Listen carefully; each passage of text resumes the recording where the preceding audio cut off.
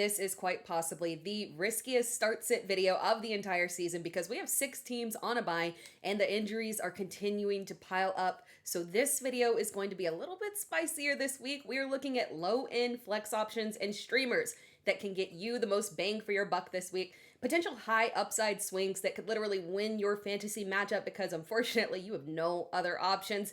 Who can you turn to in week 8? This feels like the football version of you either die a hero or live long enough to see yourself become a villain because fantasy managers were riding high with Mac Jones throwing for extreme volume. Weeks 5 through 6, Jones had nearly 700 total passing yards. Kendrick Bourne had 2 straight games of 142 yards, and both of those weeks were top 12 finishes. He was truly an American fantasy hero. Then everything came crashing back down to reality in week 7, where Bourne had just 2 receptions on 2 targets for 14 yards. And it wasn't because Jauan Jennings had a prolific game. Jennings did outpace Bourne, catching 4 of 7 targets for 31 yards, but neither receiver was very productive from a fantasy perspective. George Kittle had literally 0 fantasy points in his return despite playing the majority of snaps. It was simply the Christian McCaffrey show. However, we can excuse the lack of pass production because Mac Jones is not the only quarterback that is thrown for literally less than 200 passing yards against Atlanta. In fact, no quarterback has thrown for more than 180 passing yards against the Falcons this year. They've allowed only 7 passing touchdowns to opposing quarterbacks while forcing 6 interceptions. Only 2 receivers, Emeka Egbuka and Deebo Samuel, have done very well against the Falcons, so perhaps it's not time to panic. The only issue here is that this week's matchup is just a repeat scenario. The Texans have not allowed over 250 passing yards to opposing quarterbacks and have given up just 4 passing touchdowns compared to 6 interceptions. We are officially back to boom bust with Kendrick Bourne here, but bye week blues may force you to turn to Kendrick Bourne. It is an extremely risky play, but the man does have an insanely high ceiling. With the Buccaneers dealing with injuries, Tez Johnson stepped up very admirably over the past several weeks, scoring between 9.9 fantasy points and 15.8 fantasy points.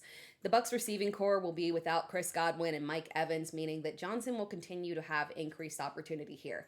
I trust Johnson, but the rankings don't lie here, unfortunately. Fantasy analysts in general see him as an extremely risky play this week. Johnson is currently ranked pretty wide in terms of a gap from a low-end wide receiver 3 to a high-end wide receiver 5 in Fantasy Pros rankings. However, he might actually be the safest of the risky plays this week. Johnson has several things going for him.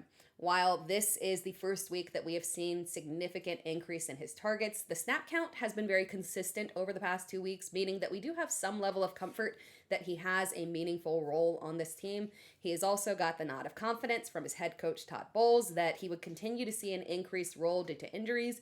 He offers versatility and plays very well in terms of style and capabilities off of Emeka Egbuka.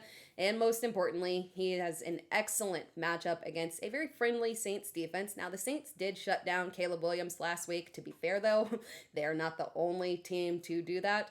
But the Saints have been consistently generous outside of that, allowing a minimum of 2 passing touchdowns to every quarterback outside of Caleb Williams this season. I know that it is very concerning watching Baker Mayfield struggle last week. The Lions visibly had him confused. It was extremely out of character in terms of a performance from Baker and seemed less of an issue with the receivers and more about the defense just causing him to struggle.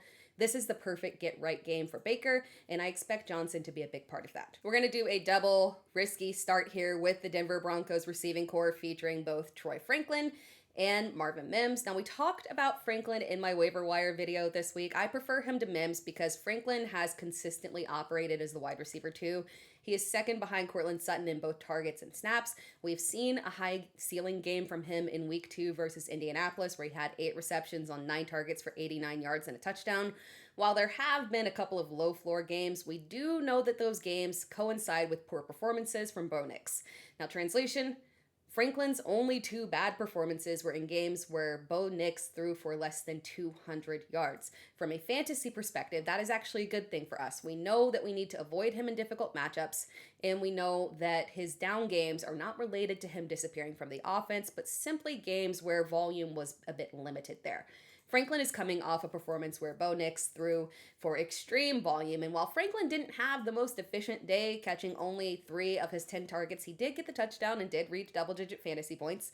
This week's matchup against Dallas is about as good as you can ask for. Yes, Washington did unexpectedly lay an egg against Dallas last week, but aside from that, Dallas has literally been the most generous matchup for opposing quarterbacks. We have talked about this before when discussing the Dallas defense. They have allowed excellent games to players like Bryce Young, Justin Fields, Caleb Williams, and Russell Wilson. Anybody can get it against the Dallas defense, and because Dallas's offense is operating so incredibly consistent with Dak Prescott dominating in terms of pushing good volume, no matter how difficult the matchup is, we can trust that there will be good back and forth in this game. Franklin should have a solid floor in this matchup and can also have a high ceiling as well. Now, turning to his teammate Marvin Mims, I have them very closely ranked this week. The reason is that Marvin Mims' ceiling is just as high as Troy Franklin's. The only difference is the floor is just lower. And he is a higher risk player because a lot of his production can be a bit gimmicky there. For example, in his week 4 matchup, his top 12 finish, he had a good matchup against Cincinnati. The touchdown that he got in that game, it came on the ground in a designated run. Sean Payton likes to get creative with him, and that's cool because in a matchup against Dallas, that is the perfect time for creativity. Again, Mims is definitely the riskier play between the two, but he is a high upside flex option this week. In week 5, before the Texans bye week, we were pumped about Woody Marks. He was coming off of a big performance where it seemed like he had finally broken through and was going to be on the path to taking over the backfield ahead of Nick Chubb as the clear, more effective back for the Texans. It was a 2-touchdown performance against Tennessee and a top 10 finish at the position. Everyone ran to waivers to grab him and start him in what should have been a beautiful matchup against Baltimore in week 5, only to get smacked back down into reality where Chubb had the better performance and Marks had just 2 fantasy points. However, I talked about this a couple of times last week. Instead of overreacting and thinking that the backfield was flipping back to Nick Chubb or that Mark's success was just random in that one game, we should look at the matchup and understand that it was a complete blowout. We had an increased amount of touches for Dameon Pierce randomly, and possibly it was just because the game was so lopsided and got out of hand very quickly that it was just an outlier game and not an indication of Mark's role not being usable moving forward. Cut to week 7, and that is exactly what happened. Marks was the better back. He had 10 carries for 15 yards. Not fantastic, but it was the Seattle defense, and no one has particularly good days against him. But he had 3 receptions on 5 targets for 20 yards and a touchdown. A very adequate day, fine day, and a very tough matchup here, while Nick Chubb was reduced to just 5 carries that resulted in only 2 fantasy points.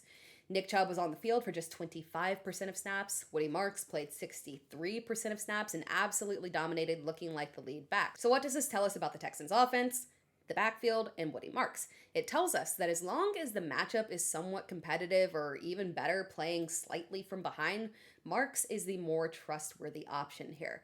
This week's matchup against San Francisco should be one where San Francisco has the upside, and Marks would have value if the Texans are chasing points. They may also have to rely on him from a receiving perspective with the continued injury to Christian Kirk and Nico Collins potentially missing time with a concussion. With 2 straight solid fantasy performance, we are finally at a place where we can trust Kayshon Boutte. Boutte has been a consistent presence within the Patriots offense, but it's been tough to rely on him from a volume perspective because Drake May hasn't exactly been a high volume passer this season. May has been incredibly efficient, leading the league in completion percentage, completing 75% of his passes. And when he needs to turn on the volume, he can turn it on, but the majority of his games, it just hasn't been necessary. Now, this week's matchup against the Browns does profile as another game where May will likely sit below 300 passing yards and operate on efficiency, but Kayshon Boutte leads the receiving core in snaps, and if you're going to struggle to fill in your flex option this week, at least Boutte offers reliability in terms of being on the field. And then in addition to Drake May's efficiency, what helps here increase Boutte's reliability is the fact that he has been incredibly consistent with his hands as well. Boutte has caught 80% of his targets, meaning that he doesn't necessarily need significant volume to capitalize. All it takes is 2 to 3 catches, and he can get you double-digit fantasy points. Now for streaming options at quarterback, you know the pickings are slim when Joe Flacco is considered the safest streaming option at quarterback this week against the Jets defense. Now, if we erase the disaster in Cleveland from our memory and just think about the past 2 matchups as the Bengals starter, you can understand why we feel more comfortable with Flacco this week. Since becoming a Bengal, Flacco has thrown a minimum of 45 attempts in the past two matchups against Green Bay and Pittsburgh. He's had a total of 5 passing touchdowns and scored 19 fantasy points against Green Bay and 26 against Pittsburgh. Flacco has appeared to unlock a cheat code with the Bengals, and the cheat code is simply throw the ball to Jamar Chase. Wild concept, right? Who would have ever thought it? The offense is gelling so well that even Chase Brown is on an upswing. The Jets defense got off to a rough start this season, but they turned things around over the past couple of weeks here in matchups against Denver and Carolina. However, they are also dealing with injuries on defense, including Sauce Gardner, who is in concussion protocol. If Gardner is inactive, that would be a significant blow to the Jets defense. Still, it's not a great matchup, but when your receiving core is literally the Avengers, you're worth starting. With 6 teams on a bye, injured quarterbacks all over the place, and question marks at starters around the league, streaming options, again, are very thin this week. The season hasn't been very pretty for Michael Penix. However, given the matchup against a Miami defense that has been one of the more generous this season, Penix does have legitimate upside this week. Starting him is scary because you have no guarantee of a decent floor. Penix put up 5 and 6 fantasy points in 2 games earlier in the season against Minnesota and Carolina. While those can certainly be difficult matchups from a passing perspective, finishing as literally the worst quarterback on the week is unacceptable and borderline irredeemable. His high ceiling came in a matchup in week 1 against Tampa Bay where he scored 24 fantasy points and finished as QB 10.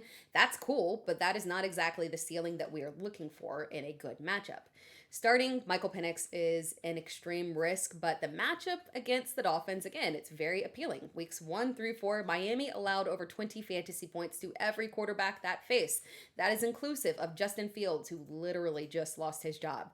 They have allowed the 6th most fantasy points to opposing quarterbacks, and that number is really underselling it, again, because that also includes a 6-point fantasy performance last week from Dylan Gabriel. Penix's struggles are frustrating. He has a fantastic group of weapons, but he has struggled with efficiency, ranking in the bottom 10 in completion rating with just 5 passing touchdowns on the season. But we are in a dire situation this week. If you need a desperation heave, at least go with one in a good matchup. Thank you so much for watching this video. If you enjoyed the video, be sure to like the video and subscribe to my channel. You can also find me across all social media platforms at It's Tara Time, so make sure that you are tuned in, subscribe, turned on notifications, because I am bringing you more fantasy football content all season live. Every week I've got you covered with top waiver wire ads, stashes, live shows where you can ask me questions, and so much more.